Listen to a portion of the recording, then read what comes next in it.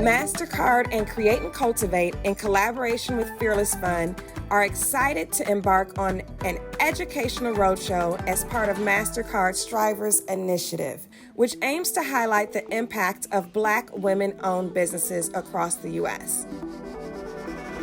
From Los Angeles to Atlanta and New York to New Orleans, we'll be coming together with local small business owners, city leaders, and industry experts to talk about the state of Black women-owned businesses and the actionable tools and resources to help these women not only survive, but thrive.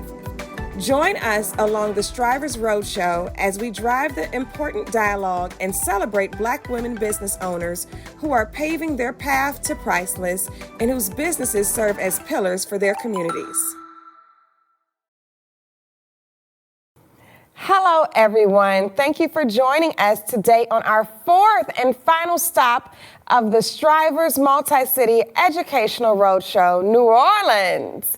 My name is Erin Simone, and I'm the general partner and co-founder of the Fearless Fund, a venture capital fund built by women of color for women of color. At the Fearless Fund, we are committed to helping bridge the gap in venture capital funding for women of color founders, which is why I'm thrilled to be joining forces with Mastercard and Create and Cultivate to discuss the state of Black female small businesses in cities across the U.S. and actions to foster an equitable financial system with local small business experts, community members, and small business owners. Black women-owned businesses are vital to our economy and are amongst the hardest hit by the impacts of the pandemic. The financial implications of this past year threaten the economic progress of Black female entrepreneurs and business owners alike. The Strivers Initiative aims to elevate the visibility and impact of Black female business owners who are overcoming obstacles to maintain and grow their business. These inspiring entrepreneurs are not only running businesses, they are giving back and serving as role models to their communities, which is why we must support and celebrate them today and every day, so they not only survive, but that they thrive. And with that, I'm excited to dive in and kick off our fourth and final event. First, we're diving into a conversation on building a more inclusive and sustainable economy. Financial and monetary systems represent the cornerstone of economic activity. But what will it take to drive a more equitable financial system? To dive into a discussion today about the future is Kalasi Duncan from Urban League of Louisiana, who currently serves as the Vice President of the Center for Entrepreneurship and Innovation. Welcome, Kalasi. Thank you so much, Erin. Happy to be here. Happy to have you. Now let's just get right into it. Let's take it back to the beginning. Can you tell us a little bit about yourself and your role at the Center for Entrepreneurship and Innovation at the Urban League? Sure. Well, I can say that my background is in corporate procurement and supplier diversity. When I graduated from Florida A&M University, go Rattlers, I started my career as a buyer in the automotive industry. It was there that I was introduced to supplier diversity and small business development and the impact that those programs can have on women, minority, and other diverse groups. I would say that this is where I became a champion and an advocate for small businesses and for supplier diversity. After working as a manager in supplier diversity and sustainability at a global healthcare manufacturer, I returned to my hometown of New Orleans in 2012. And it was then that I really focused on my work in entrepreneurial development at the community level, working one-on-one with small businesses and leading programs that really hone in on those tenets of entrepreneurship and entrepreneurial development that we know are the key ingredients to success and to creating profitable and sustainable businesses. But since then, I have been committed to helping to create really entrepreneurial leaders and thinkers in our community. But Erin, I also come from a family of entrepreneurs. So of course I have my own entrepreneurial endeavors, But my mom and dad, I tell you, they are what we call today serial entrepreneurs, right? Over the years, they've owned, a jewelry store, a convenience store, a thrift store, a nightclub, which was called Classies. But I have seen it all. And actually, my mom was an administrator in education in the school system here in the area. But when my sister and I were growing up, she was a real estate agent, right? We saw her as a cosmetics consultant. So she was doing it all. She is what, some of us, call a sidepreneur, right? But I know that it is because of my parents and the work ethic and the passion that they've instilled in me that I've chosen a career that really marries entrepreneurship and education. And I love working in this space. But today, serving as the vice president for the Center for Entrepreneurship and Innovation at the Urban League of Louisiana, what I love about this role is that I get to lead the organization strategy for increasing opportunities for economic independence and prosperity through entrepreneurship for African Americans and other underserved groups. So through small business development services, we are really working to provide training programs, counseling services, and connections to resources like funding and bonding to those small businesses that are looking to start, grow, and scale. So again, we see entrepreneurship as a pathway to economic self-reliance and generational wealth creation. That is awesome. But I shouldn't have expected anything less from a Rattler. The Center for Entrepreneurship and Innovation includes two sectors: the Women's Business Resource Center and the Contractors Resource Center. So I'm curious, from your perspective, what have the impacts of the past year been on small business owners and contractors in general, and specifically on Black women-owned businesses and contractors in New Orleans? Yeah, what a great question. What a year, right? I mean, 2020, I'd say it will go down in history as one of the most challenging years for entrepreneurs. And of course, we know that with any crisis, right, whether it's a catastrophic hurricane, whether it's a devastating oil spill or a global health pandemic, we know that small businesses of color are the most negatively impacted. So when we look at this past year, I would say that we've seen a wide range of impacts, of challenges, but also we've seen some opportunities.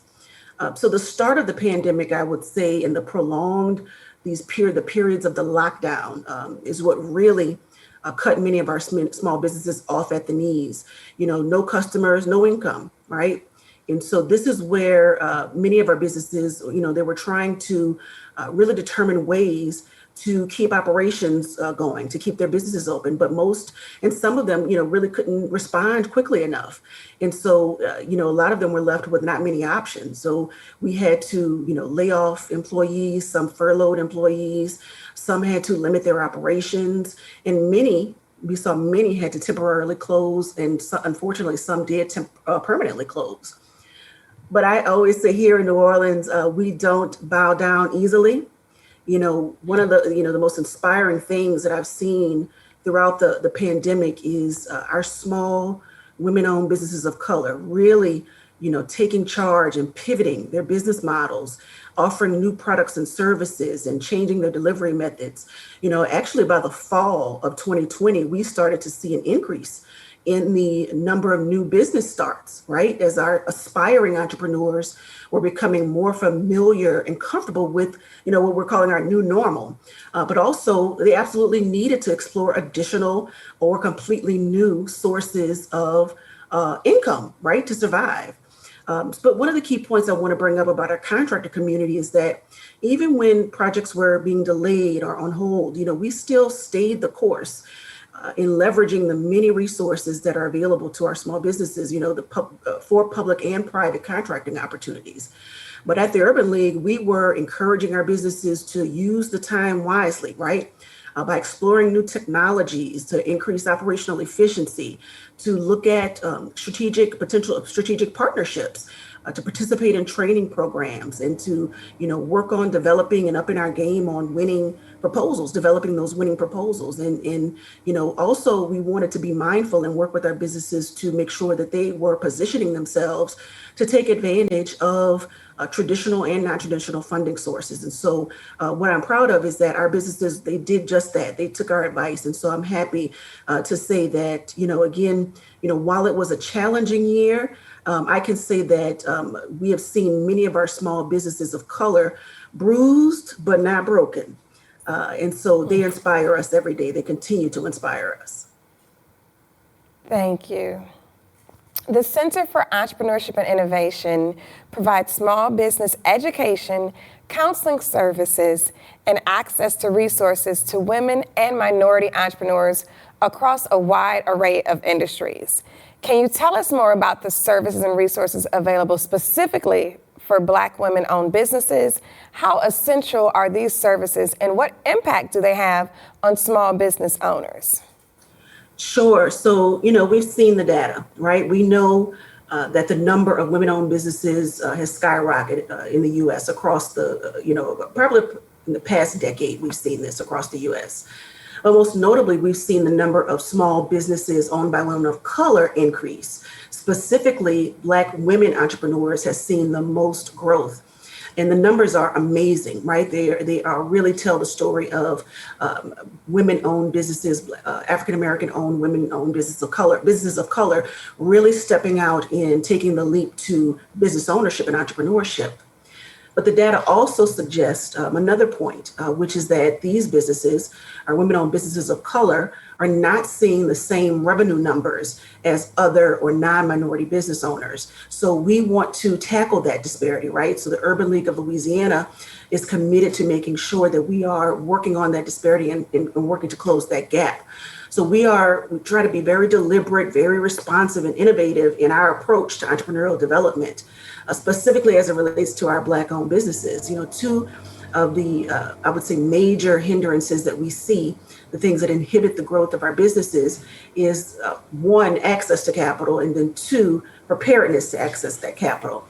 And so what we are doing is making sure that we are developing relationships, strategic relationships with funders, really aimed at assisting our small businesses to develop their own relationships with lending institutions and bankers, and also to make sure that they're reaching out to non-traditional funding sources like your community development financial institutions, micro lenders. And so we want to make sure and continue to also reach out and work on those relationships with funders to encourage them to their transparency and their access to funding opportunities for minority-owned firms.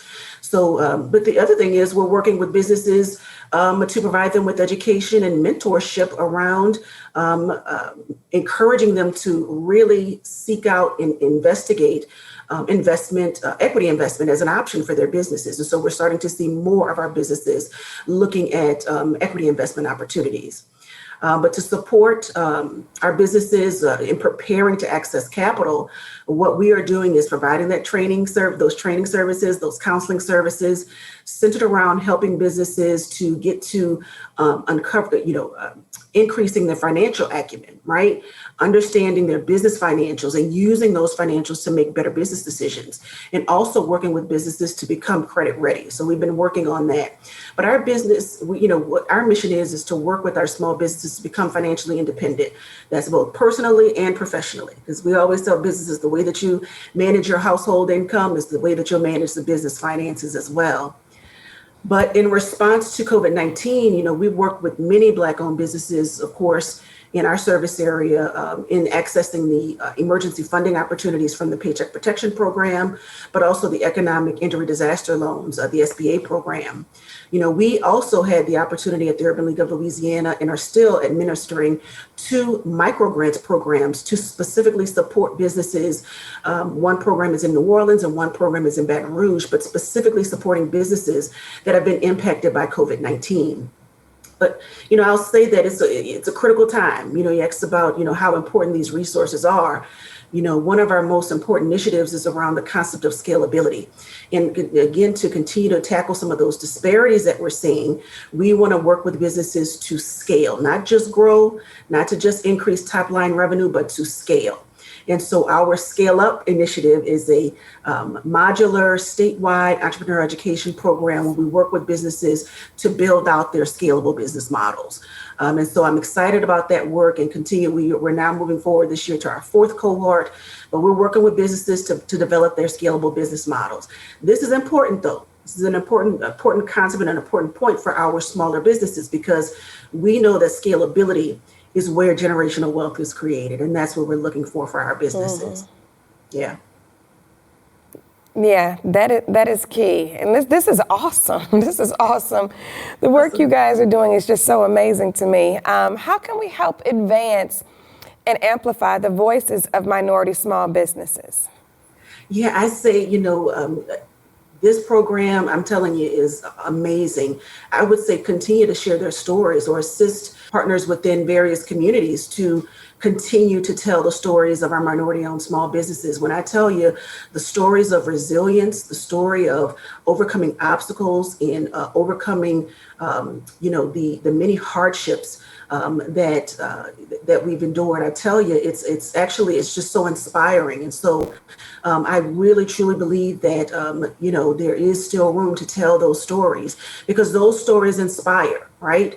Those stories assist us in making sure that more businesses access the resources, access the education and the opportunities that come from the opportunities. But it's through the storytelling that we get that done. And I'll also say that continuing to really elevate the entrepreneurial ecosystem, right, across communities. Here in New Orleans, I've talked about the work of the Urban League of Louisiana, but we don't, of course, do it alone. We have an extremely robust ecosystem that includes chambers of commerce, economic development organizations, government agencies, right? And so, we really have a very strong ecosystem. So ways to elevate and for us to tell the story as well, I think is a wonderful thing to continue to really speak to the work and speak to the impact on small businesses, specifically those of entrepreneurs of color. Yes. Well, thank you so much, Classy. This has been wonderful. Urban League is such an incredible resource for so many entrepreneurs in New Orleans and all over Southern Louisiana. We appreciate you sharing your insight with everyone here today. And with that, let's dive into the next roundtable conversation. Thank you again.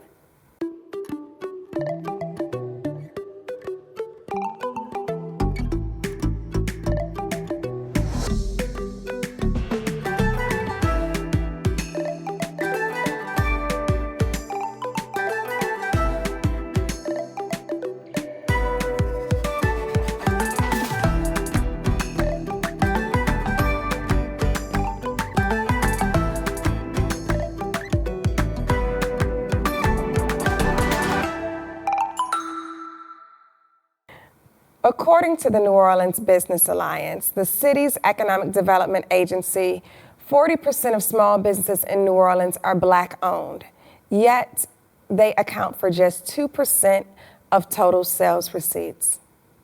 The COVID-19 pandemic has exacerbated long-standing inequalities, especially here in New Orleans, which was one of the first cities impacted by shutdowns early on. The road to recovery post-COVID is long, and perhaps the longest for Black women-owned small businesses, which have been disproportionately impacted by COVID-19, experiencing higher rates of forced closures, defaults, and fallout from the economic downturn. Today, I'm joined by an incredible group of panelists for a thoughtful discussion on how we can create an equitable financial system and ensure our small businesses, especially our Black women-owned small businesses, have the access to the funding and resources needed to survive and thrive. I'd love to invite each of you to a 15-second quick introduction. Share your name, title, and what you do, starting with Adrian. Hi, my name is Adrian, also known as Ajax, and I'm the visionary owner of Magnolia Yoga Studio. Excellent. Lynette?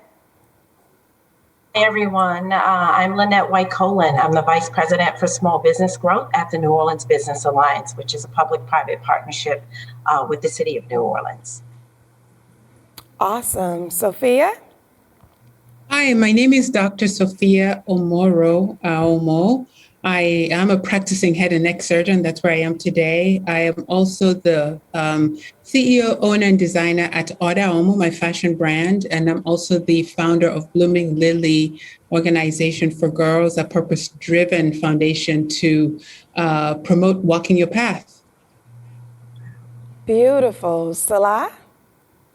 Hi, everyone. Thank you for having me. My name is Salah Goff, and I am Head of Social Impact for North America at the Center for Inclusive Growth at Mastercard, where we work on advancing sustainable and equitable economic growth globally. Thanks. Tawana? Hi, I'm Tawana Hardy-Ventress with Good Work Network, and we are a nonprofit organization out of the New Orleans area, and I'm a small business advisor there. And what I do is coaching and counseling of minorities and small and women-owned businesses.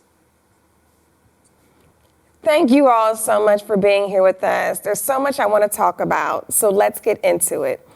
First, I want to talk about the state of women of color-owned small businesses right now in New Orleans. Adrian, last year, when COVID-induced shutdowns forced you to close your doors due to your studio, you had to pivot your business, launch at-home classes. What has been your business's biggest challenge during this period, and what have you learned from it? Well, one of the biggest challenges is really coming face to face to how delicate the Black community is. How we lost, one of our biggest challenges is that we lost half of our yoga teachers. And losing a yoga teacher is a huge loss. And trying to replicate my team is something that I've been focusing on a lot. And we've also lost a lot of Black female practitioners. You know, the last visions I had of this wonderful studio of mine was sold out classes filled with Black women from ages 18 to 60, focusing on their body and their mind. And it's a vision that we worked daily for 4 years to create. So a lot of momentum that I'm determined to get back to. And so here we are, you know, lots of learning, lots of innovating, lots of really digging in deeper to really compel and make yoga and health and wellness much more available and accessible to our communities. Oh my gosh. What advice would you give other small business owners in your position? Well, I think that there's a lot of availability out there. Our voices, our services, our representation is needed now more than ever. So I think it's a great idea to get into entrepreneurship. We're in between these two roads right now, where we're trying to become more digital. We're trying to find ways to personalize our services. And so the time to get in the game is now so you can learn. And I think that you also have to be very passionate about what you're doing because it is very challenging. You know, I wake up every day with a burning desire to do my work. If I didn't have that, I'm not so sure if I would have been able to weather this pandemic. So yes to business, and yes to really digging deep to the desire that you have to bring to the world, the contribution that hopefully improves the goodwill of this planet. And of course, taking good care of yourself, right? So that you can meet those goals. Yes, thank you. I always say remembering your why is so important. It's what's going to keep you going day to day. Sophia, as an e-commerce business, you've been contending with supply chain disruptions throughout the pandemic. Can you tell us a little bit more about your experience? What were some of the challenges you faced? What are some of the lessons you're taking away from the experience? And how would you share these lessons and learnings with other entrepreneurs? Absolutely. I just want to segue from what both you and Ajax said, is that it's so important to remember your why, because, during this pandemic, we got to a point where I asked myself, why am I struggling? Why am I trying to tread water at some points just to stay afloat so that the storm passes and hopefully we can swim onto the other shore? Why? And the passion in it for me, just like Ajax said, and what you alluded to, is the why. And I think, I can't remember who said this, but, the world breaks all of us. It's been said, but some of us come out stronger. And so for me, I was determined to come out stronger. And the why I sketched, the why I with another full-time job of being a first responder, I'm a head and neck surgeon. Why should I keep the Oda Alma business going? So that was vital for me. I'd be lying if I said that I knew anything about the digital e-commerce platform, but honestly, the pandemic made me be, or try to still learn how to be, an e-commerce contender. And so when the shop was closed, our shop is dead center in the middle of the French Quarter, we were closed. And I had a team that understood the why along with me. It was obvious that we had to pivot and go to our digital platform, which up until then, honestly, we hadn't really built that up, paid attention to. And so we started from scratch. The from scratch for us involved going to the customer facing side and asking ourselves that for Oda Alma, where people usually walk into that shop and say, oh my goodness, we smell Kenya, we smell Africa, we can touch your hides and your furs and feel transported. How could I translate that on the digital platform? And so we started by tearing down the e-commerce or the website we had at the time and making it a very interactive, starting with how we shot those products, how we staged them, how we brought Africa to them with this veil of a computer. And so it started with choosing the model, choosing the product, telling the story in that one photograph so that our customer who couldn't come to us could feel, touch, and smell us. And so that was a lot of it for us in the background. Then finding a platform that could allow us to translate that. So we rebuilt it entirely. And then jumping onto the other side to see how our customer interaction would be when they jumped on our site. How could they navigate easily? How could they then talk to us? And one of the things that we added was this real-time chat, email us, and one of us, and this was teamwork, including me. If I'm available and not in surgery and I get a ping that someone was trying to get in touch with us, I will jump on there and talk back at them because they can't come to us. So it's an ongoing process. It's a learning process. And my advice to other people would be to put yourself on the other side, on the customer-facing side of things. And depending on what you do, whether it's me selling my handmade, one-of-a-kind, 4-month taking beaded item to you, that routinely you would love to feel and touch and try, how can I tell you about it? How can I let you try it? And how can I be amenable to trying it and returning it if it doesn't work without you feeling like you're the one being put out for any attached costs? So it's a learning process. It's listening to your customers. It's putting yourself in their position, meaning empathy and compassion, and knowing what they want. And back to that passion, who are we and what are we trying to sell in the now so crowded e-commerce platform? So it's an ongoing process. But my one line advice is know who you are, know what you're trying to deliver to your customer, and know how to communicate it without the physical portion of things. Sophia, you explained that with pure excellence. Just taking the physical experience and creating it to be a digital experience. I hope everybody is taking notes on how to recreate your brand experience and your brand story and have it go digital. Lynette, Black women were among the fastest growing entrepreneurs before COVID hit, representing 42% of new women-owned businesses, 3 times their share of the female population. Yet they only receive 0.06% of venture capital funds. Why do you think there is still so much inequality in the venture capital world? And how can we get more money into the hands of women who need it most, especially in New Orleans? How can we also turn the statistic around and ensure the small business community is actually representative of society as a whole? Wow, so that's a lot there. It's loaded, I know. Yeah, but I mean, it's all true. The VC industry is dominated by white male investors. And these investors tend to align with white male entrepreneurs. They go for the familiar. It's a bro culture. And with few women, being on the decision side of the VC industry, the female perspective is lost. And, I would say that the same thing rings true when it comes to Black and brown founders as well. So there's, both gender and race bias in the venture capital industry. And women are disproportionately overlooked, when it comes to VC investment, regardless of the stage of the businesses.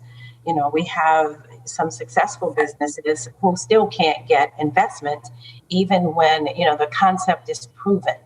And we hear all the time from the male investors that, women are not as aggressive, women are never as successful as their male counterparts. And I certainly beg to differ with that, because I've worked with, so many female business owners over 20 years. And I know, that women are strategic. We're a little more patient, but that patience, tends to lend itself to more strategic, more strategies, around, how to grow their businesses. And if they were only allowed to get the funding that their male counterparts get from venture capital, we would see women-owned businesses take off, far more than they've been able to do, because they've been left out of the capital investments. So, what I would say on the side of what really needs to be done, we've got to push for more diversity in investors in the VC industry. It's heavily dominated by affluent white people. I think too.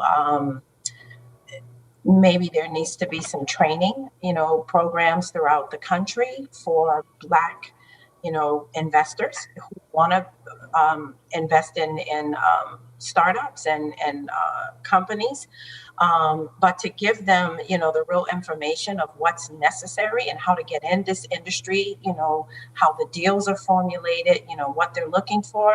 I think if we had more training for people who had capital, we would see a lot more investing, and we would see that investing from Black and brown investors who would have some of those same biases to what Black and brown entrepreneurs, to give everyone a chance, to access those opportunities. We also see in some of in just the pitch requests, that women make, even the questions become different.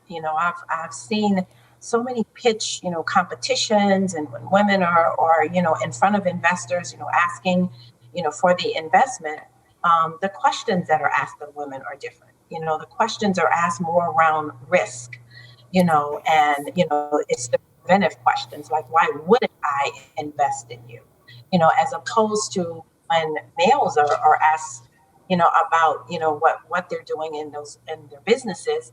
It's more about profitability, right? And how much money I get to make off your business. So, I think part of it could be that if the requests were made a little more autonomous, right? That maybe you don't have to be in person to make the pitch. Maybe those investors don't have to see that you're a woman. They don't have to see that you're Latino or Black. If there was, an autonomous way that these requests came in, where there's no identification about who the business owner is, just you're looking at the deal and you're evaluating the deal, I think we would have a much more fair process. But I think as long as the industry is male dominated, and I don't think that's going to change overnight, I think another solution would be to look at, having more gender-based funds. We have a few of those now, like Female Founders Fund. There's Golden Seeds, and we're starting to see the same thing happen around diverse entrepreneurs. So we've got, investment companies that are coming up with, Black and brown investors.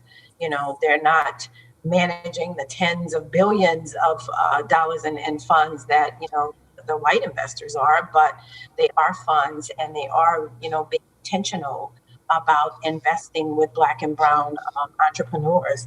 So I think too, just having the opportunity to have more women, more Black and brown investors, to get training, to know how to invest in these companies, they will find, those entrepreneurs to invest, to make those investments in. So I just think, that way we would diminish some of the bias that exists and open funding opportunities, for all entrepreneurs. Yes. Now that would be amazing if people could pitch and they couldn't even see the person or know their gender or their race. Because I tell people all the time, if the only color you were looking at is green, this is a sure good investment. That's right. So yes, I love that.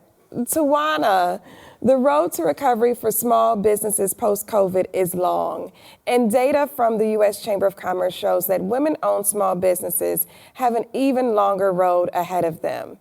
Where can women small businesses owners turn to for support, financial, or any resources during this time? How can we engage Black-owned businesses with consumers, resources, community and partners to ensure they are not only set up to recover post-pandemic, but they are set up to thrive for the long term? Well, here, women-owned businesses in the New Orleans area and in the region can turn to Good Work Network for support and resources. We coach women-owned businesses from survival to success, and we do this through access to skills development, contracts, capital growth, and networks to scale. We also work with community partners in the area who also offer support and resources to help businesses continue their recovery into the future. Now, how can we get Black business owners to engage with consumers, community partners, resources? We do this. We need to develop strategies to support small businesses. That is true. We definitely do. Salah, Mastercard is committed to putting the full weight of company resources, everything from equitable financial tools, services, technology, and philanthropic investments into building a more inclusive and sustainable economy. Can you tell us a little bit more about Mastercard's commitment to financial inclusion? Happily, but first, just let me say how excited I am to be a part of a panel with such dynamic women leaders. The knowledge and the wisdom here is, I'm really enjoying the conversation.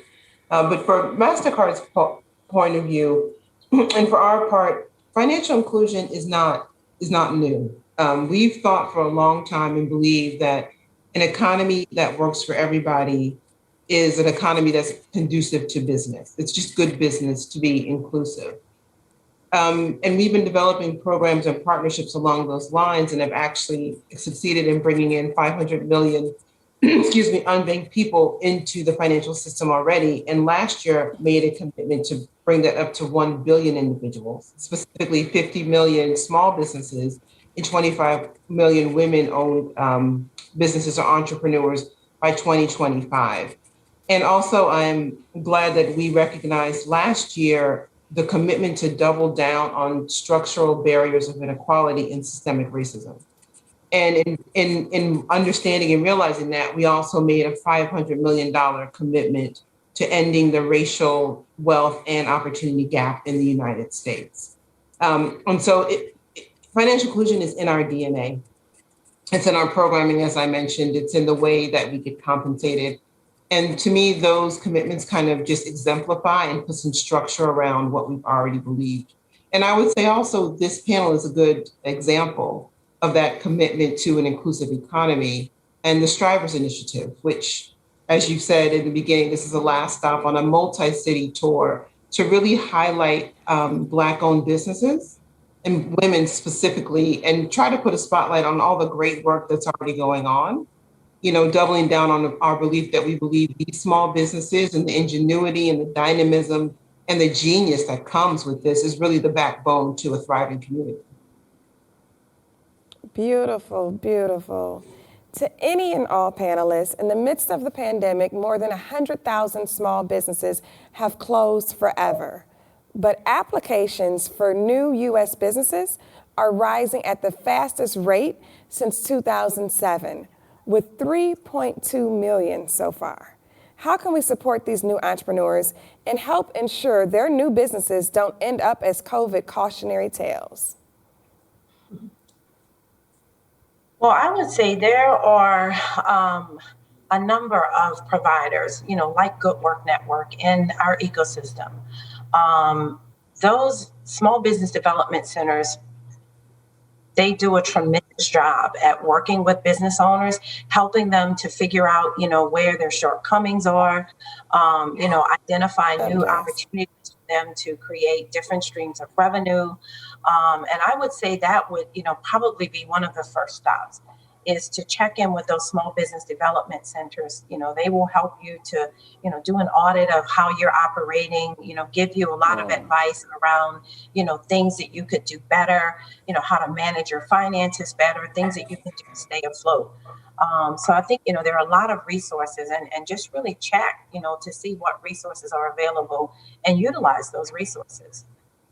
And especially in New Orleans, we have so many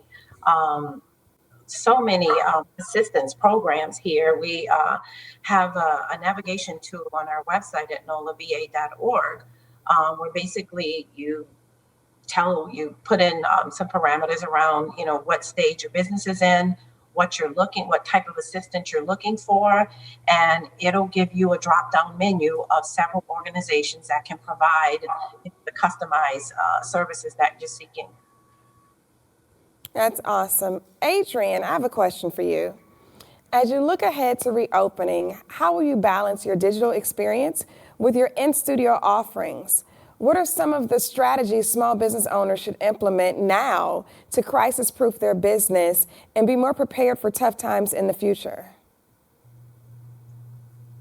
Yes, so we are open. We have actually really never closed. We pivoted for 2 months online, and then we took our yoga out into the parks. And then when we were allowed to come back into the studio in June, we have. We've been open every day since the pandemic, which is normally what we do even prior to the pandemic. It's how we've gotten, you know, that momentum I spoke about earlier, where all classes were sold out and things like that. So we are still open. What I'm learning is, you know, we're all transitioning more and more to, you know, this concept of the third industrial revolution. What is that? Well, that's the digital age that we're in. And so I'm definitely keeping a branch of my business online. You know, as an entrepreneur, it's like when we're faced with the challenge, that's really when an entrepreneur gets turned on, right? And so as a yogi, as someone who's thinking about things alternatively, I also, like Sophia, set a goal to not just survive this, but actually to thrive. And I think pivoting to digital is that avenue, right? Yes. Along with kind of what I talked about before, really digging deep to figure out, well, what am I really good at? What do I really desire? And part of it is teaching yoga online and in person. Part of it is also travel. I'm a world traveler. I think Black women traveling, you know, represents a lot of good things. And I want to be able to help people travel this world as well and learn from the world directly. But listen, I am now being paid to help people meditate and relax and learn about yoga for as little as 15 minutes, which I would have never thought was possible. I was trained internationally to teach yoga classes that were 90 minutes. So from going from 90 minutes to 15 minutes, and I remember thinking to myself, why am I fighting this? I'm getting paid for less time. And it actually, I'm reaching clients that would normally not come to me because either they don't have the time or they're out of the city. So I've really taken a spin on it and have accepted these challenges. And I'm learning how to make them work for the business. And so now I'm working with teams, teaching teams from nonprofits to corporations that want to bring not just diversity and inclusivity, but I'm saying, hey, bring some wellness to the table as well. And we can do it digitally in your office for as little as 15 minutes. And the most time now that I'm doing this work is 30 minutes. So we've been really innovative. It's not easy. I've had to learn how to communicate my love for life and yoga through the internet. I did not think that was possible. But over a year of practicing, I'm getting better and better at it. That is awesome. That is awesome. I love that you have figured out that perfect hybrid mix for your business. Lynette, in addition to growth-oriented initiatives and valuable tools, the Business Alliance Small Business Growth Team engages anchor institutions along with large corporate entities and public agencies to create quality opportunities for small business owners. I'm curious to hear from you about why you feel it's important that these companies and big brands take a stance and provide support to this community.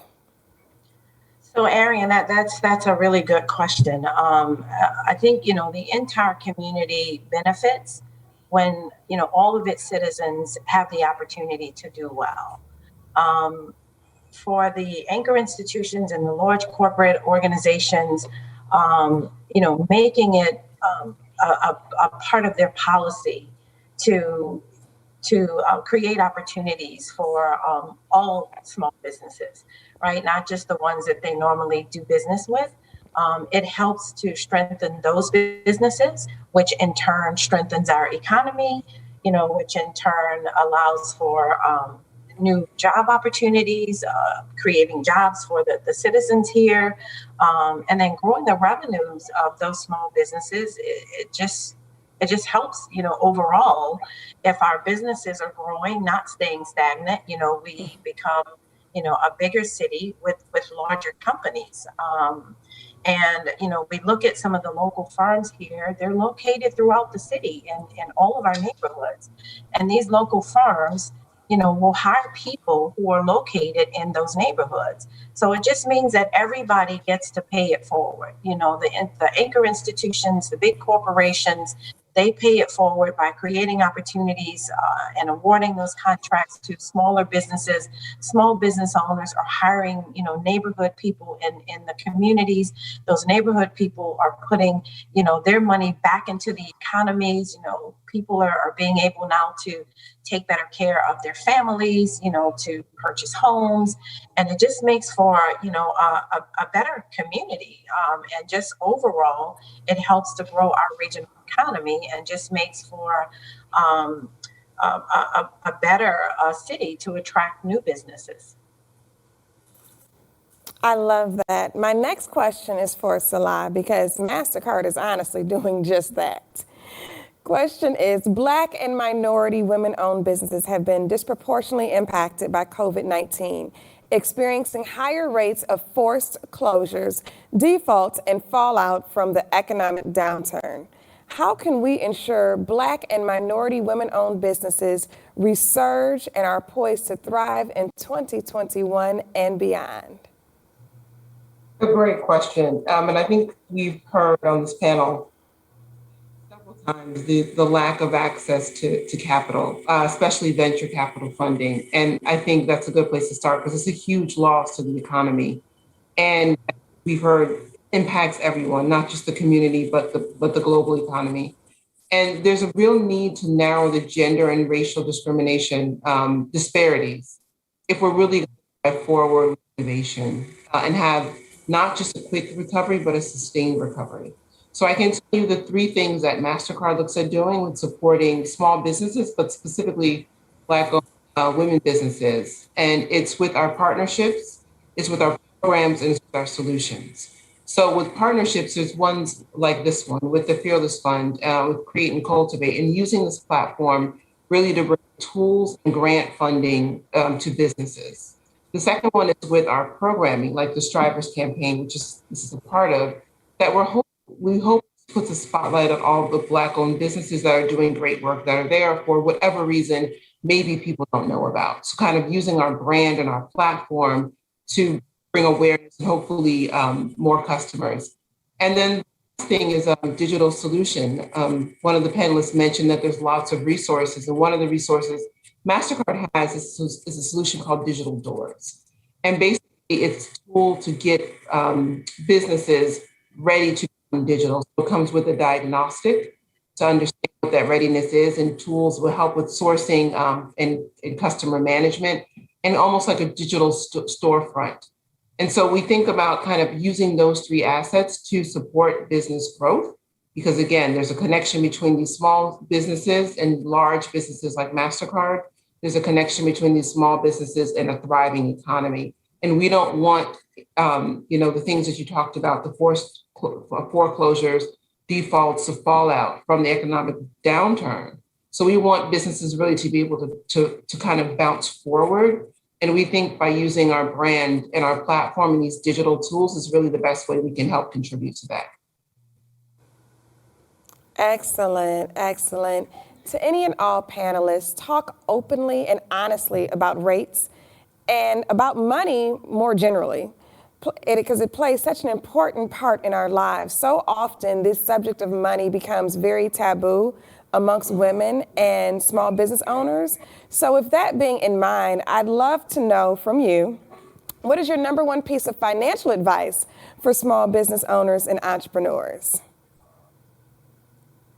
Well, I would say, it kind of speaks on your last question, second half of your last question, I didn't really answer. And that is really investing in yourself, investing in your health, investing in your rest, your sleep, your boundaries, your support system. Black women, we are extremely creative and capable, but a lot of times what happens is we burn out.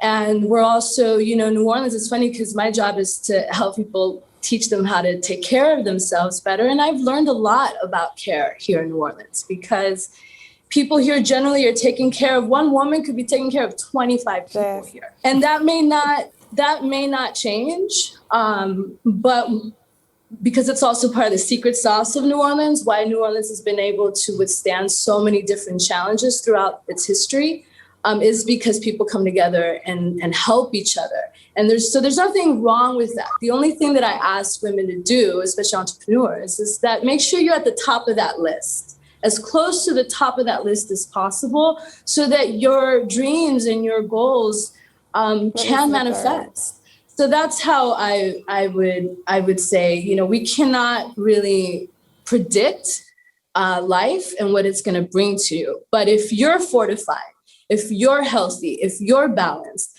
then you can face the challenges that life may bring to your doorstep. I would add by saying that for me, one of the biggest financial pieces of advice that I carry along with me came from my mother. Again, another strong woman. My mother was a mother of 8 children back in Kenya, very poor. But my mother knew to the cent how much money she had on her at each time. And from a young age, she used to send us to the market with X amount of shillings. That's the currency in Kenya. And she would say, for this amount, I need you to go to this shop, not this other one, but this particular shop, because there you can find 3 onions for this price and not the other shop. And after your 3 onions, you're going to get your tomatoes for this much at that other shop that you know about. And you should get this much change. And you come back and tell me how much you have. And so from a very young age, she taught me how to manage my money to the cent. And I think one of the panelists also mentioned that, for us business owners, you tend to run your finances the way you run your home finances. And so I've carried that with you. Know where every single cent that you have goes. If you ask me how much money I have in my wallet right now, I probably could tell you to the cent. And I could tell you what I did with some of it yesterday and what I plan to do with it and how I plan to spend it. So I would say know your finances, because with that, you can budget, you can work within that budget, and you can know when you need to reach out for resources. And secondly, networking, just like we are, so that when it comes time to scale up, as we talk about, where wealth lies. I think one of our other panelists said that before, that wealth lies in scaling up. And it reaches a point where you cannot scale up with your own pocket. What are those resources? How do you reach for them? How do you prepare for them so that you're found ready and worthy of even competing for those resources? That's my piece of advice. Yeah, and Sophia, I your would say, piece. ditto what, both of these ladies, Sophia, make sure that you're spending your money very smartly. But, we all know that businesses need money to grow, in order to get, money. I'm going to say the best piece of advice I could give you is to know your numbers. You've got to know those numbers. You've got to be in touch with your financial statements. You've got to know, where you are, with your finances. You've got to know, what your profit level is. You've got to know what it costs you to do business. At some point, every business is going to have to get into the banking system. You're going to have to ask somebody to either loan you money, invest money in you, and those people or banks are going to want to know your numbers. You have to know that. You have to be on top of that. And the other thing is you have to be prepared to demonstrate how a capital investment, be it a debt, a loan, or if it's equity capital, you have to be prepared to demonstrate to that investor how that money will work for your business. How is that money going to make your business profitable? What specifically it's going to do? How much is it going to allow you to grow? And basically, those investors are looking for, how are you going to repay my loan? And you need to be able to demonstrate that that capital is going to generate enough revenue to more than pay for that loan. And then how are you going to make money for an investor who is willing to invest in your company? So you've got to know those numbers. You've got to know, what it costs you to do business, what's your profitability, what are the drivers, of your revenue, what's making you the most money. You've got to know those numbers in order, to be able to get in front of an investor or a banker to get money so that you can grow your businesses. Thank you. All of those nuggets. Go ahead. You guys all have a closing remark about money advice for women, so we will continue this discussion. Yeah, I just want to add to that. One piece of advice for small business owners is that you need to have your personal finances in order to be successful. Mm-hmm. I've seen too many business owners that try to keep their business afloat by, paying their bills and struggling with paying their personal bills, and they try to keep their business afloat.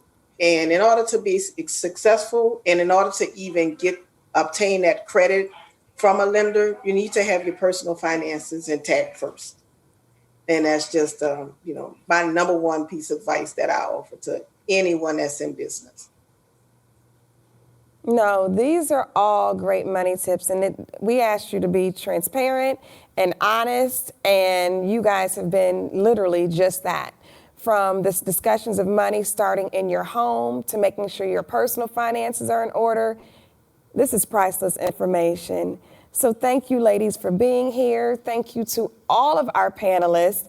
You guys have given much insight, knowledge, and your time here with us today.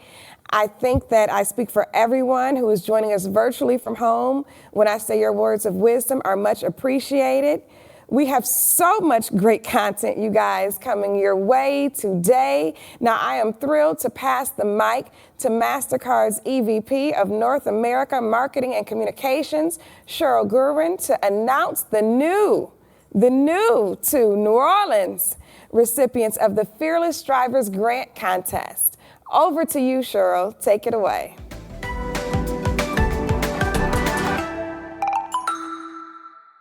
Black-owned businesses are vital to inclusive growth, and yet they are the hardest hit by the impacts of the pandemic.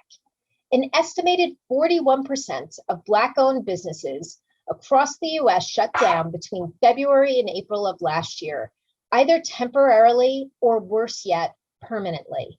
We can't let this continue. Mastercard is committed to driving awareness and taking action to support the economic progress of Black women-owned businesses and their communities. Through our Strivers multi-city roadshow and together with the Fearless Fund, we are highlighting Black female business owners who are overcoming obstacles and providing them the funding and digital resources they deserve to maintain and grow their business. Today, I am honored to announce Mastercard and Fearless Fund are awarding 3 businesses, each with a $10,000 grant. This includes 2 local New Orleans business owners, Kimberly Novad of Saul's Light Foundation and Sinadra Taylor of Cody's NOLA, in addition to our national recipient, Mandy Bowman of Official Black Wall Street. From Kimberly, whose foundation provides support and community to families with babies in the NICU, to Sinadra, whose Commissary Kitchen supports the advancement of local culinary artists, to Mandy, whose digital platform and app connects consumers to Black-owned businesses while giving Black entrepreneurs the resources needed to thrive. These women are not only running businesses, they are giving back and supporting their communities. Together with Fearless Fund, we are honored to provide Black women small business owners across the US with additional grants, as well as digital doors toolkits to help them build their digital presence through our Fearless Strivers grant contest. To learn more how you can make a donation to Fearless Fund today, go to fearless.fund/strivers.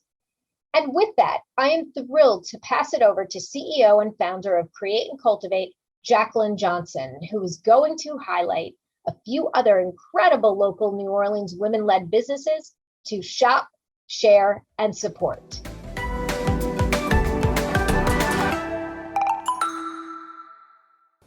Hi everyone, my name is Jacqueline Johnson. I'm the CEO and founder of Create and Cultivate, and I'm so honored to be here joining forces with Mastercard's Striver initiative to highlight women and minority-owned businesses across the country. The financial implications of this past year threaten the economic progress of Black female entrepreneurs and business owners alike, and action is needed.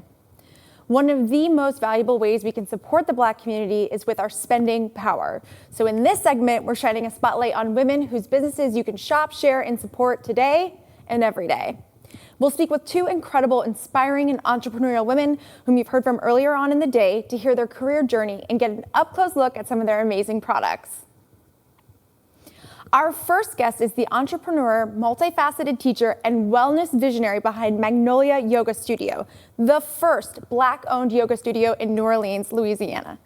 Not only is Adrienne Jackson, or Ajax, known for facilitating positive yoga experiences for all people, she's empowering her community to change the world, starting with themselves. Ultimately, she encourages people to take ownership of their health and adopt healthy and preventative practices, having had firsthand experience on how transformative this mindset can be. Owning a yoga studio in New Orleans has given Ajax the opportunity to lead conversations and solutions on the complexities of health in Black America. She is a passionate believer in human potential, and her commitment to other people's well-being is what influences her every day. So here to share her journey and tell us a bit about her studio in New Orleans is the founder of Magnolia Yoga Studio. Welcome, Adrienne Jackson, AKA Ajax. How's it going? Hi, wonderful. Thank you so much for having me today. I'm so excited to chat with you, but I think first let's go back to the beginning. Tell us, how did the idea for Magnolia Yoga begin for you? Well, I was taking a little bit of a break. I took a drive down to Florida, and on my way, I kept seeing these incredible, huge magnolia trees. And my girlfriend who I was with, I said, can you look up the state flower in Louisiana? Because I think it's a magnolia. And we did. And sure enough, it is the state flower. And I started to learn the powers of the magnolia flower, the history of the magnolia flower. And I thought, that's it. That's the name of the studio. It's an opening, it's a strong flower, it's a regional flower. And And so, 5 years into it, we're the first Black-owned yoga studio. The name Magnolia has taken on all kinds of powerful meanings. And we're happy to, continue the growth. We look forward to 5 more years of Magnolia growth. Congratulations. 5 years is no joke in owning your own business. That is a huge feat. So congratulations on that. And the branding is absolutely beautiful. So congratulations on that as well, because I know that is not easy to do. So tell us a little bit, what made you want to explore yoga as a means to empower and inspire others?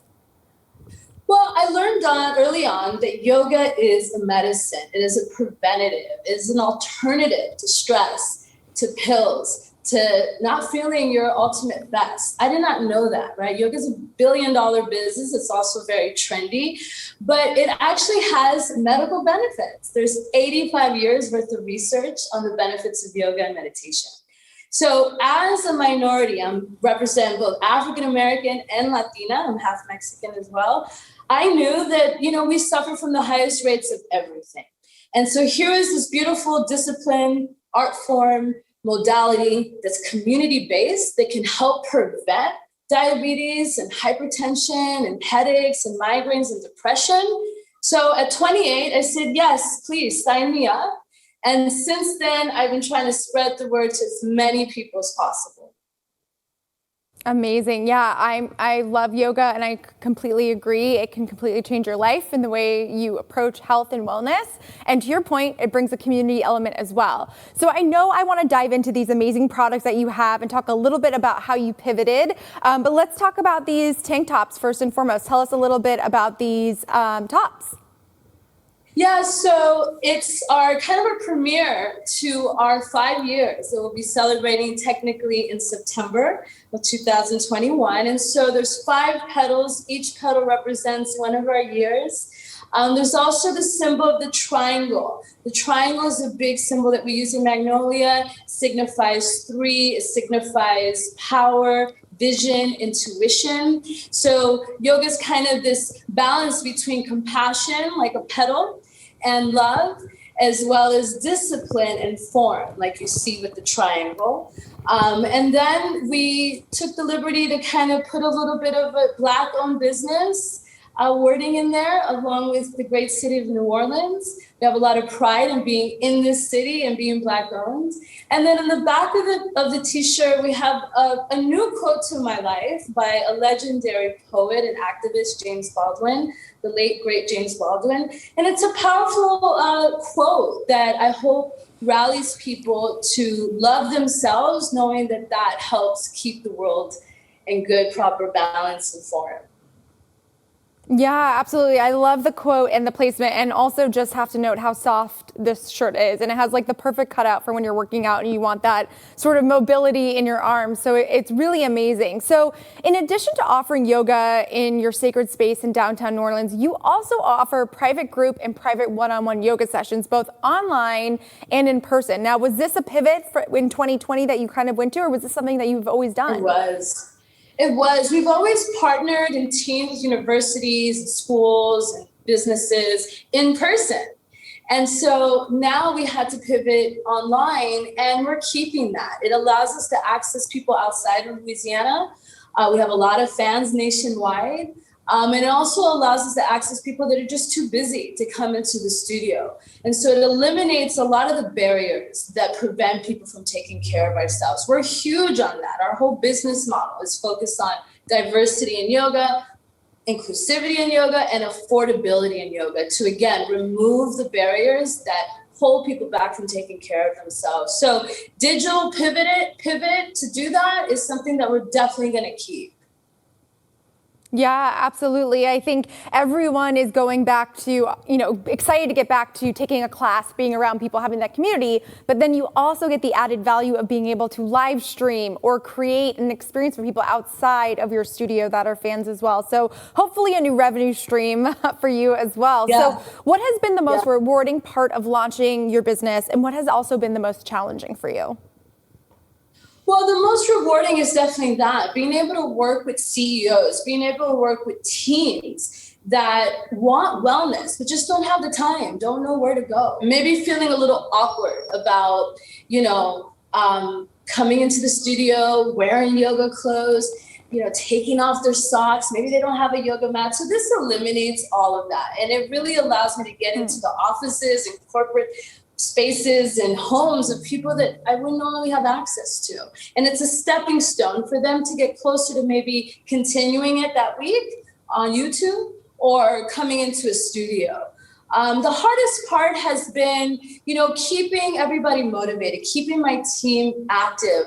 We lost half of our team, and losing African-American yoga teachers isn't something that I ever saw in the cards, but that is something that happened. And so actually through our innovation and pivoting, we are going to start offering a teacher training online. It'll be a blend, a hybrid model, so that we can reach people outside of New Orleans or people in New Orleans that maybe are too busy to put in all the hours of the teacher training in person, but we can do it half online and half in person. So there's been, I'm definitely someone that sees the silver lining. I consider myself an alchemist. I can turn lead into gold. And this pandemic has really compelled us to do things like that. Absolutely. So you have the teacher training, you have your in-person classes in your studio, you have the digital classes that you're teaching, and then you also have a special edition Strive yoga session, which is a private online or in-person session with yourself. So you've been practicing for 18 years and have taught yoga and been mentored by some of the biggest names out there in Mexico, New York, and California. How have those experiences influenced you today in your practice? Well, now I can teach, very high profile people like elected officials, as well as the everyday person who's never done yoga before. My range to be able to communicate something that's kind of abstract and still not well understood by some people, my ability to help them connect to that is exceptional. And it's because I've had a chance to travel the world and teach in all these different markets, work for some of the smartest people in the business and learn from them. And then come to this dynamic city and kind of bring the best practices along with a lot of innovation and creativity and give it a try here in New Orleans. And as a Black-owned business, we create a safe space for everyone. And it really has been an incredible model for the last 5 years. Amazing. And, oftentimes when you're thinking of yoga, you're thinking of quiet, stillness, that type of a practice. But I hear that you host some of the best yoga events and parties with live music from around the globe, including local New Orleans artists and DJs and bounce and Afrobeat, which is so fun and unexpected, I would say, for yoga. So what events can we expect to attend in the future, obviously safety permitting? Yeah, this banner behind me is kind of an illustration of some of our fun events. Mardi Gras, we do an incredible class outside of the studio right on Basin Street, right before all the parades start happening. We do a yoga flash mob. We have music. This is a musical mecca. So it's really, yoga is just another way to celebrate life, right? In New Orleans, we know how to celebrate life like nobody else. So it's really just adding another practice to celebrate life to a long list here. So it's worked really well. We combine two things that we love, yoga and music, and it's created an incredible dynamic community. So I hope that, you and others will come and try it when things open up more and more. Yes, absolutely. New Orleans is absolutely on my bucket list. I was planning to go pre-pandemic with my husband, but we will definitely be making the trip out soon, and I will definitely stop by for sure. Yeah. Well, thank you so much. And can you tell everyone a little bit about where they can book a class, learn more, and stay in touch with you via social media? Yeah, so booking a class is awesome. We'll get a chance to kind of talk about what it is that you need, what it is that you're looking for, what are some of your challenges, some of your health goals. And I can tailor that time together so that it's really relevant and poignant and appropriate for you. I can work with experienced yogis or brand new people. And again, we can do this in person or we can do it online. You can go to our website or any links that become available will allow you to go straight to there. It's magnoliayogastudio.com. Amazing. Well, congratulations on 5 years and cheers to 5 more successful years. Thank you so much, Ajax. Thank you. Namaste. Bye. Our second guest spends half her week on her Kenya-based fashion label called Odamo, which is a flagship store in New Orleans, and the other half of her week as a practicing surgeon in Lima, Ohio, a city with a 25% poverty rate. For Dr. Sophia Ayamo Amoro, Deamo is a project that honors the incredible talent and native craftsmanship of her home in Kenya, while also addressing the community's need for employment. While so many philanthropic entities choose to focus on charity, Odiamo and Dr. Amoro empower through opportunity. Odiamo employs a small team in Kenya with fair wages that have a profound economic impact on their respective villages. A truly unique brand, Odiamo offers a curated collection of apparel, accessories, and jewelry with a timeless and cross-cultural aesthetic. Each piece is handcrafted from eco-friendly materials in Kenya and produced in limited batches, creating an exclusive and organically nuanced line. Here to tell us more about the brand and to showcase some of her truly incredible designs is Dr. Sophia. So welcome, Dr. Sophia, to the chat. Hello. Hi, how are you? So much for having me, Jacqueline. I'm great. How are you? I'm good. I'm so excited and honored to be standing next to your insanely beautiful design. So let's dig right in. Can you take us back to the beginning of your journey? And when did you first have the idea for your line? Oh my goodness. So I'm from Kenya, as you mentioned. I'm one of 6 girls, and we were very poor. My mother was a seamstress by profession, and to make her life easy, she'd bring one piece of huge fabric and say, girls, what do you want? So in my mind, if I had to look the same as the other 5 girls, my design was going to be insane. So, I've been designing since I could wear a dress. And then I would watch my mom make patterns to take a fabric, to drawing it, to bringing it to life in an amazing way. So fast forward the opportunity to come to the US when I was 15 years old. That was my first shock at realizing that regular people actually go to a shop and you buy off the rack. You don't get custom clothing. And I was like, no, but I don't want to look like everybody else. So I continued my design. I would sketch, go back home when I had a chance, had people make it for me and come back to the US. And people would buy my stuff off of me. They're like, where did you get that? And I said, I designed it and had it made. So that was my first realization that actually I had something special. And just knowing the talent, knowing what I could do to impact lives with that knowledge, it was a no-brainer. And so when I started designing dresses, then people would buy the dresses and say, hey, do you have a belt to go with that, or a bag or earrings? So the rest is history. So here we are. Amazing. Yes. Well, every piece is so intricate and beautiful and obviously handmade. But I want to get back to what you said earlier about growing up with 8 siblings. I can't even imagine what that was like. So what was life like growing up for you? What did you learn from that experience? Oh my goodness. We grew up very poor, but I didn't know we were poor. It wasn't until I got to compare myself with other people who had multiple pairs of shoes, who had more than 3 pieces of underwear, who had more than, that's when I realized. So growing up in that environment removed the fear of not having, number one, removed any stigma from being poor, knowing that it's all about how you carry yourself. All these kids that my parents had in that poverty, we were all impeccably dressed. And that gave me the confidence I needed to compete. Yep. And it was because of that confidence that I got a scholarship when I was 15, went to Canada in a beautiful international program, then jumped into the US. It's all in the dress and how you present yourself. And so that gave me the epiphany that when you dress well, regardless of your culture, your gender, your race, your tradition, your orientation, the rest is history. And that your dress actually says a lot about who you are, what you're feeling on that day. And your dress actually can set your mood up for that day. There's a reason why at funerals, people wear mostly black or dark. And there's a reason why people who are happy tend to gravitate towards bright. And so that told me just how much power I have in just bridging gaps, talking to people, sharing cultures, and hopefully just making people more tolerable of other traditions. When you see a Maasai wearing or having a shaven head like I do, you don't necessarily judge them because you think they're lesser or greater or you rank them. you understand why. Why is that important in your tradition, in your culture? And what does that mean to me? So that was the overall goal of creating Like I Do.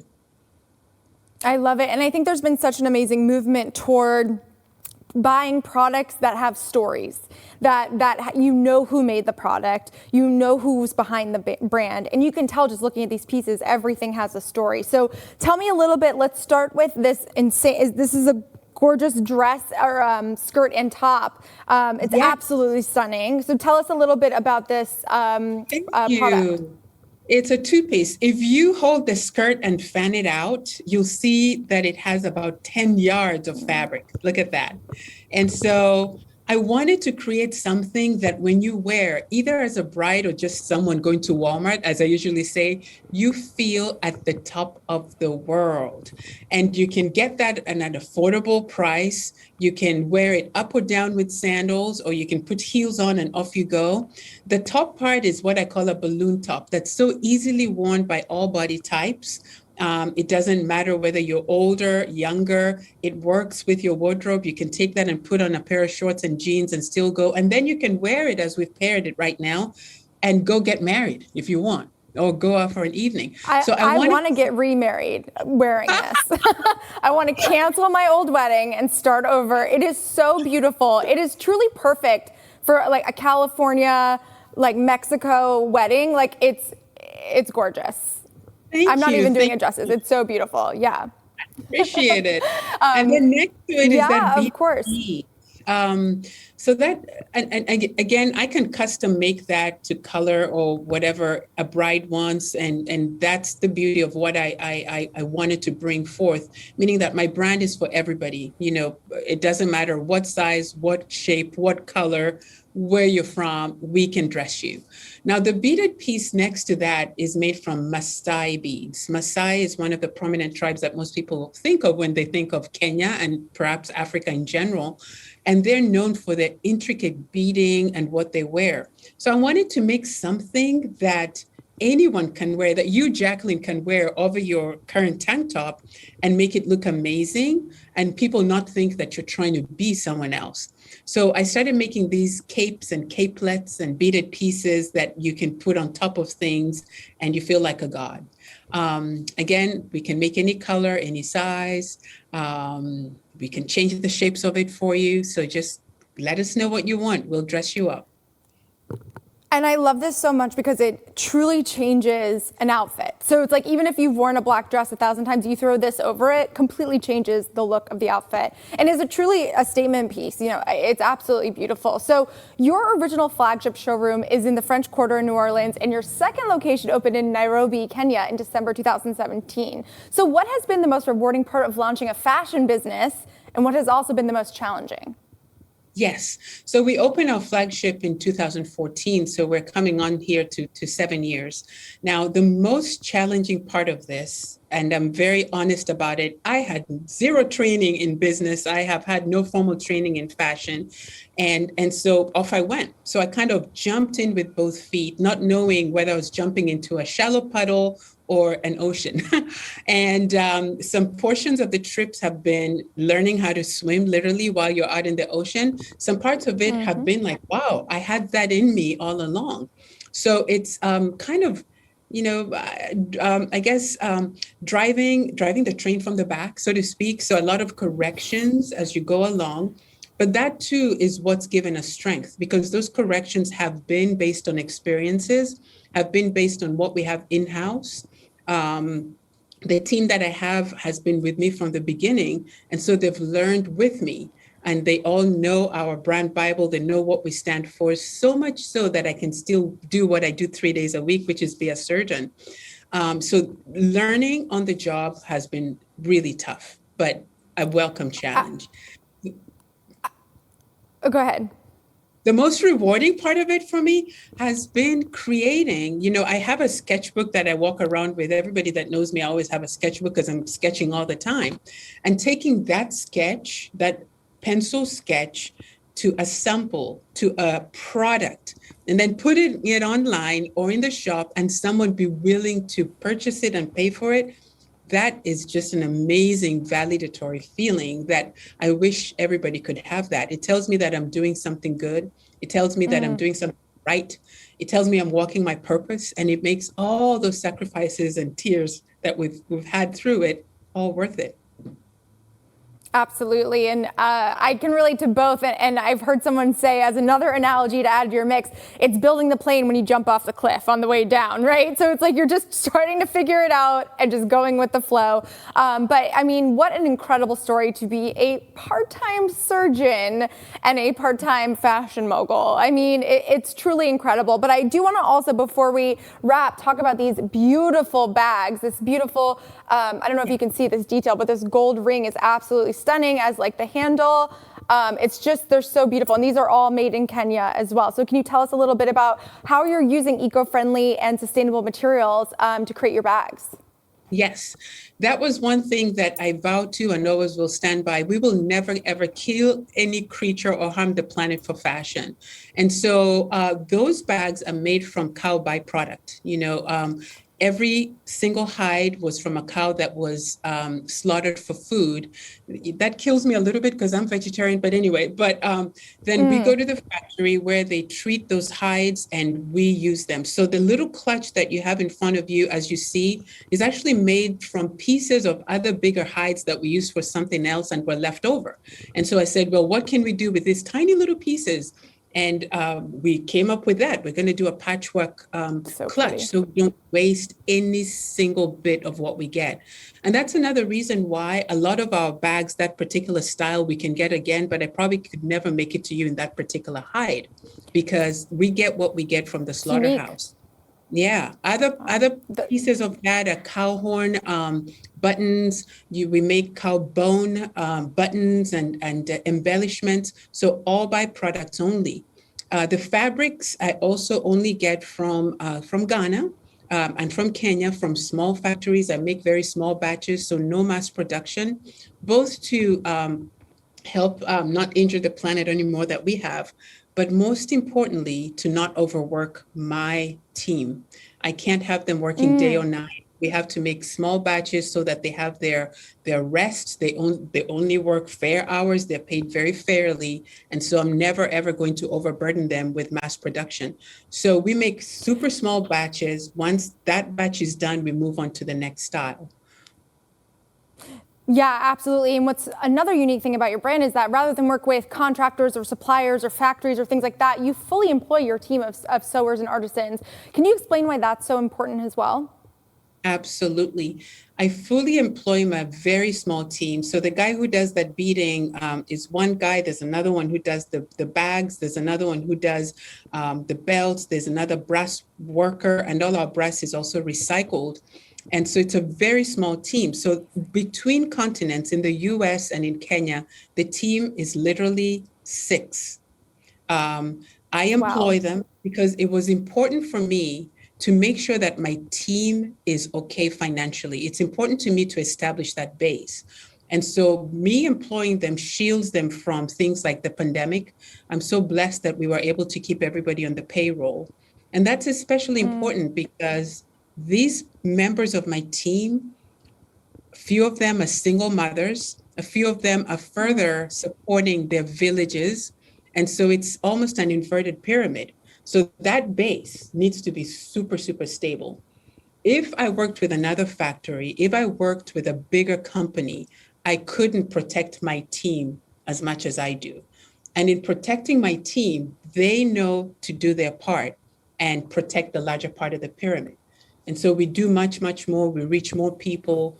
We stabilize more life. We're feeding more people by the team, the base of the pyramid being stable. So that was important to me to keep it. Well, congratulations, because that's a huge feat coming out of 2020, and it just shows your dedication and how you operate as a leader, which is truly amazing. And I wanted to mention that you're also the founder of the Blooming Lily Foundation, which supports empowerment programs for young girls in both Kenya and Louisiana. So can you tell us a little bit more about this incredible initiative? Absolutely. So, a lot of people who've come back to Kenya with me and gone to my village, they call it the most remote place they've ever been. And here I am, just a Kenyan girl from that village, now in North America, head and neck surgeon, fashion brand. And I mentioned that not to speak highly of myself, but just to mention how what are the odds of that happening? It's crazy. And some people might say that I've been lucky. Some people might say I've been this and that.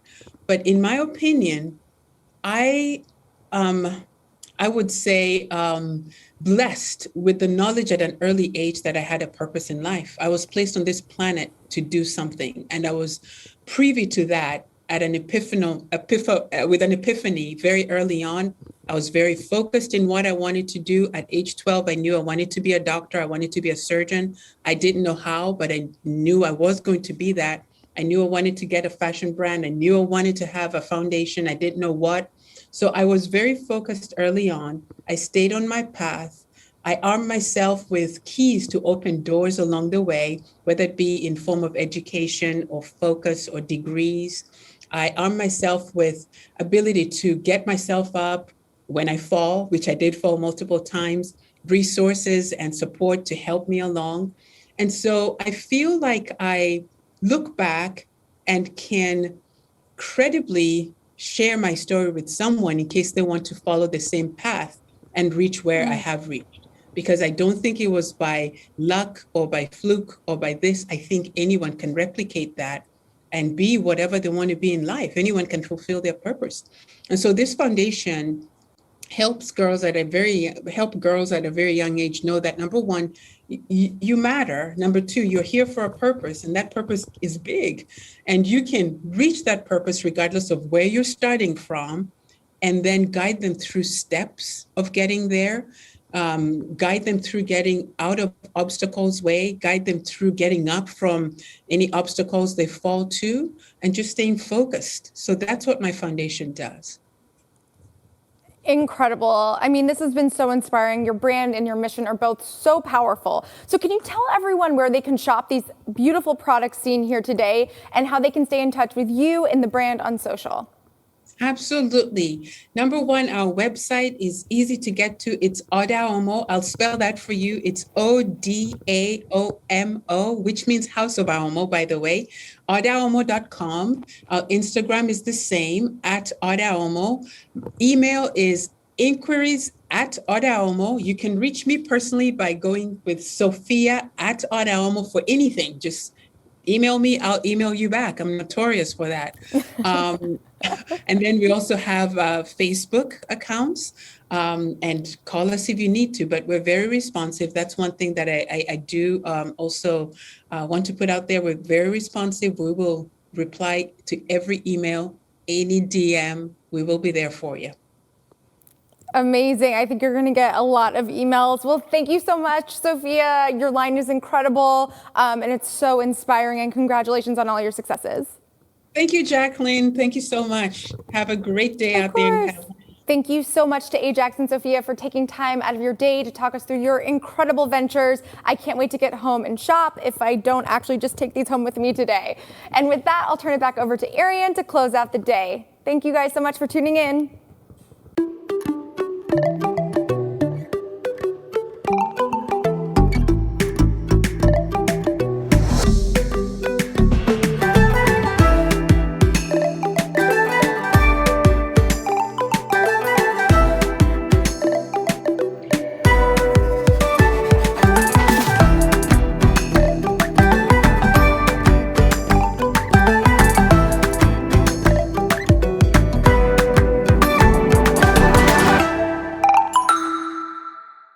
Thank you again to Classy, Adrian, Lynette, Sophia, Salah, Tawana, Cheryl, Jacqueline, and all the incredible women who joined us here today in New Orleans. What an inspiration. And thank you to you all at home for tuning in to the final destination of our virtual multi-city roadshow. We're thrilled that you can join us for this important conversation and hear from this inspiring group of women on how you can shop, share, and support this community of strivers.